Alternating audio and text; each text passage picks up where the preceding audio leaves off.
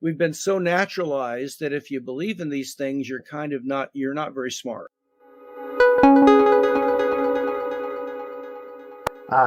When it comes to praying, I think a lot of people are frankly scared to pray something that's bold, something that's specific.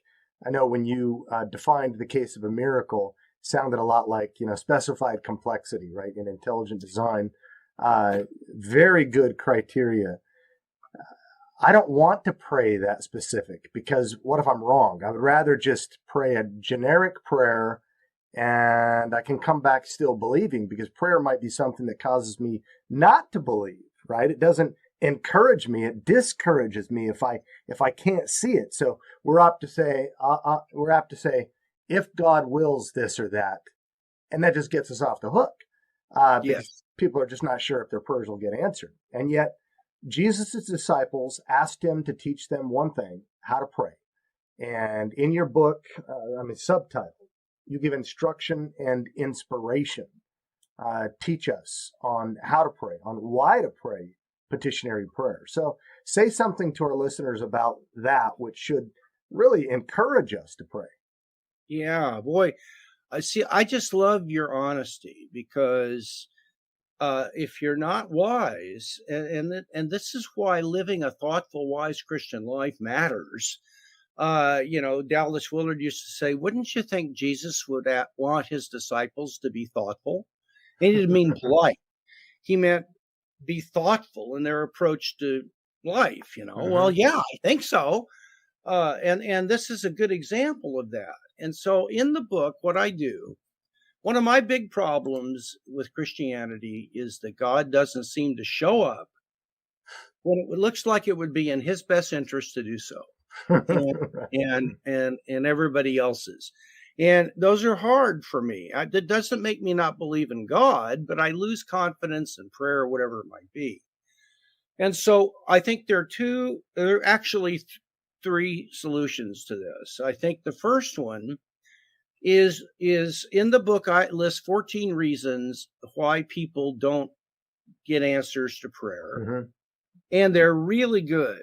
And if you pray specifically, you can go and look, and maybe 2 or 3 of those will apply to you. I don't know that they all will, but maybe 2 or 3 will jump out at you and say, you know what, I think I can learn from this. I think that might be something that I need to perhaps work on, mm-hmm. or something else. So that's one thing. Find out why these things don't get answered. That's number one. And I do that for the readers. Number 2, I believe, Corey, that we need to start asking people in church and in our group meetings, have you ever seen what you would consider to be an answer to prayer? Or do you know of somebody that was miraculously healed and you're really convinced that this was not placebo, but it was a real act of God? Or have you ever had God guide or speak to you in some way that you sensed it really was he, and what he led you to do ended up being the right thing? Has that ever happened? Well, I go into churches, mm-hmm. and take an informal poll, and I'm telling you, it's 80 to 90% on all 3 counts. People have had God lead them and guide them, and they knew it was the Lord, especially in retrospect, after they saw what happened. It was what God had told them what happened. Mm-hmm. And so the problem, though, is we're embarrassed to share about this because we don't want to come across prideful. We also don't want to appear stupid or kind of foolish because, we've been so naturalized that if you believe in these things, you're not very smart.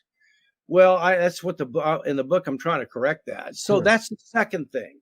Start asking, read books. In the back of my book, I've got a wonderful bibliography of other books to read on different topics if you are needing further help and encouragement. Hope and I read about 4 nights a week, and the books we read are books about supernatural, credible accounts of God's interventions in the mission field. And what that does is it keeps our hearts and minds in the unseen world, because we're reading testimonies that we trust. And it reminds us that it's a thin place where it's there.